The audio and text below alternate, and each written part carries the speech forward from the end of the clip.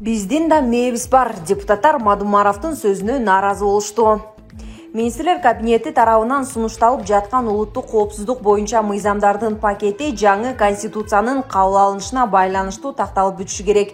Бул тууралуу депутат Адахан Мадумаров Жогорку кеңештин жыйынында билдирди. Ал белгилегендей 2018 жылы 3 мыйзам долбоору иштелип чыккан.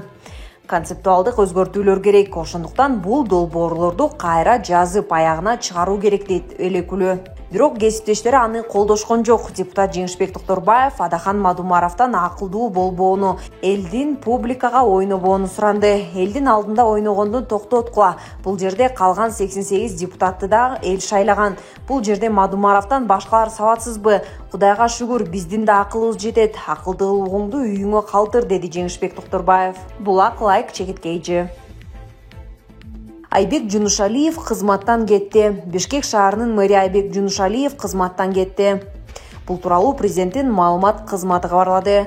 Документке мамлекет башчысы Садыр Жапаров кол койгон. Жунушалиев бул кызматка 2021 жылдын август айында келген болчу. Булак аргумент чекиткейжи.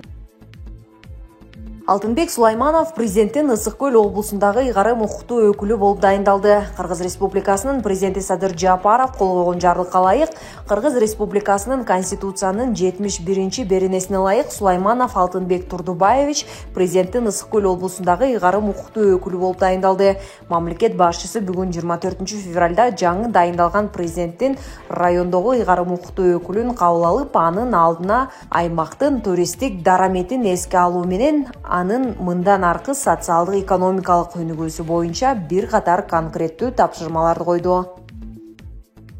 Урматтуу кыргызстандыктар, бүгүн ушундай жарлык чыгаруу чечимин кабыл алдым. Бул жарлыкка ылайык кыргызстандыктардын баарына колунда бары, колунда жогуна карабастан өлүм чыккан жерде мал союуга тыюу салынат.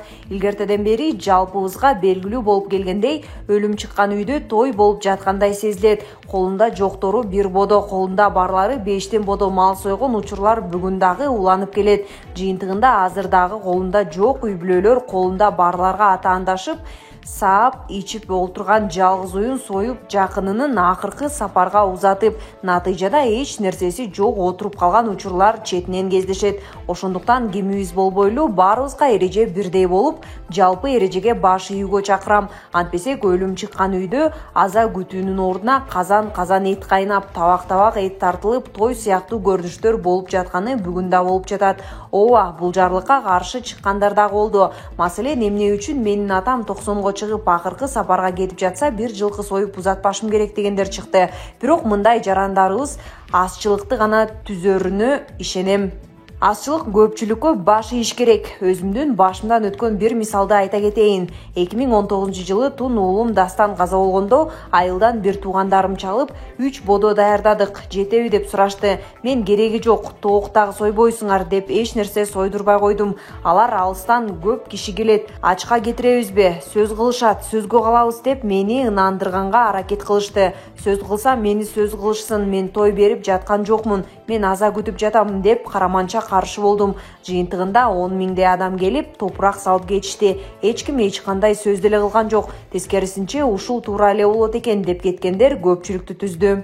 Ошондуктан бардык кыргызстандыктардан суранат элем, колдоп берсеңиздер. Баарыбыз бай, кедей дебей бирдей эрежеге өтөлү. Ал эми бул жарлыктын аткарылышын көзөмөлгө алууну жергиликтүү бийликтерден баштап ак үйдөгүлөргө чейин тапшырам. Жергиликтүү бийликтер, мектептин директорлорунан баштап участкалык милициялар, айыл өкмөт, райондук мекемелердин жетекчилери, райондун акими, президенттин өкүлүнө чейин элге түшүндүрүү иштерин жүргүзүп, жакындары же туугандары каза болгон үйдү катуу көзөмөлгө алышыңарды талап кылам жана ар бириңер жооп берериңерди эскертем.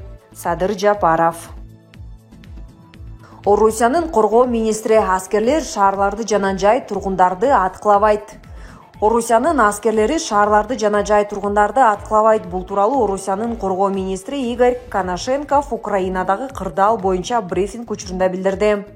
Украина армиясынын коргонуусу талкаланды. Украина чегарачылары каршылык көрсөткөн жок. Көптөгөн аскер кызматкерлери өз позицияларын таштап кетишти. деген ал өз сөзүндө. Коношенков Украинанын куралдуу күчтөрүнүн бөлүктөрү Донбасс шаарларын аткылоону улантып жатканын кошумчалаган. Белгилей кетсек, Орусиянын президенти Владимир Путин 24 февралда таң эрте билдирүү жасап, Донбасста атайын аскердик операция баштоо тууралуу чечим кабыл алганын билдирген. Украинанын президенти Владимир Зеленский бул аракетти өлкөгө ачылган согуш деп атап, Орусиянын Украинага кол салуусуна байланыштуу дүйнөлүк лидерлерди Путинге каршы коалиция түзүүгө чакырды. Булак ЖТТВ чекиткейжи. Дүйнө Путинди токтото алат жана токтотушу керек. Украинанын тышкы иштер министри.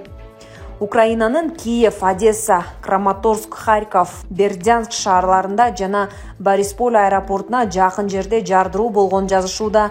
Жардыруулар тууралуу маалыматты украиналык Униан агенттиги тастыктады. Белгилей кетсек, Украинанын тышкы иштер министри Дмитрий Кулеба Путинди согушка байланыштуу айыптады. Ал Твиттердеги баракчасына Путин Украинага каршы согуш баштады. Жайкын Украина шаарларына чабуул уланып жатат. Бул баскынчылык согушу. Украина өзүн коргойт жана жеңет. Дүйнө Путинди токтото алат жана токтотушу керек деп жазган. Ага ылайык Орусиянын президенти Владимир Путин 24 февралда таң эрте билдирүү жасап, Донбасста атайын аскердик операция баштоо тууралуу чечим кабыл алганын билдирген. Булак чекиткейжи. Баш аягы көрүнбөйт. Украинаны көздөй бараткан аскер техникалары жана орус аскерлери. CNN телеканалы Беларусь менен Украинанын чек арасындагы Веселовка-Синьковка чек ара бекетинен орусиялык унаалардын гербени өтүп бара жаткан сүрөт жана видеону жарыялады. Сүрөттөр Украинанын чек ара кызматынын видеокамераларынан трансляциясынан алынган.